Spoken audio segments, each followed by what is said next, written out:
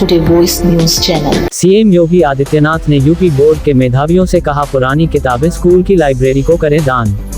उत्तर प्रदेश की राजधानी लखनऊ में आज मुख्यमंत्री आवास पर मुख्यमंत्री योगी आदित्यनाथ ने हाई स्कूल के 10 मेधावी छात्रों एवं उनके माता पिता, प्रधानाचार्यों और अध्यापकों से मुलाकात की।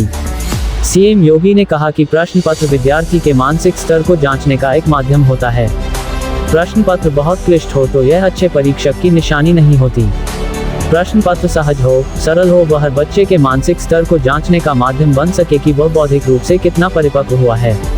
उन्होंने कहा, पुस्तक को घर में कूड़ेदान में फेंकने की बजाय, रद्दी मानकर बेचने की बजाय उसको विद्यालय की लाइब्रेरी को दान कर दें, किसी गरीब बच्चे को दे दें।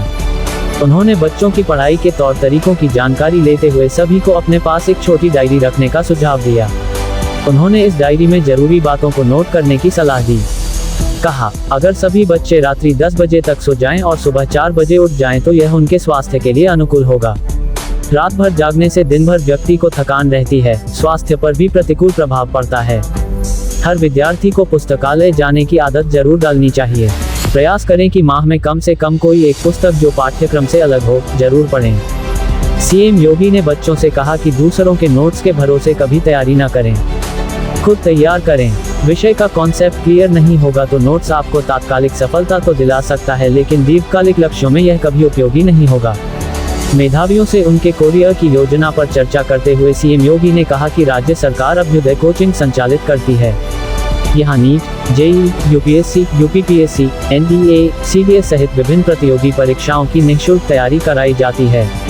इसकी विशेषता यह है कि इसका संचालन उनके द्वारा किया जाता है जिन्होंने संबंधित परीक्षा को उत्तीर्ण कर लिया है, जैसे युवा आईएएस, आईपीएस, पीसीएस, पीपीएस अधिकारी, युवा डॉक्टर, नवचयनित इंजीनियर्स आदि। यह अभिनव कोचिंग वर्चुअल और फिजिकल दोनों मोड में चलती है। स्कूलों में बच्चों को इसकी जानकारी दी जानी चाहिए। अच्छी पुस्तकें जहाँ भी मिलती हैं, प्रकाशन मिलती हैं, उसको हमें अपने पास रखने का प्रयास करना चाहिए। अगर हमारे पास व्यवस्था नहीं है तो कम से कम हम अपनी अच्छी पुस्तक लाइब्रेरी में देने की आदत भी डालें।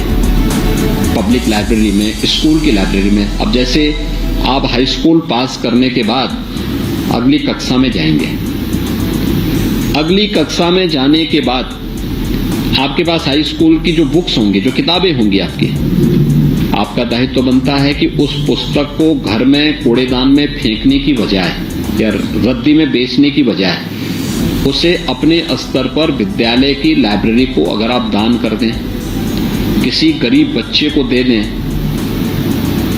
ये आपको और अपने अभिभावक की सहमति से इसको आगे बढ़ाना चाहिए। कई बच्चे पढ़ सकते हैं, लाइब्रेरी में जाएगा तो उसी पुस्तक को कई बच्चे देख पाएंगे। और हमारा प्रयास होना चाहिए कि ये प्रक्रिया आगे बढ़े।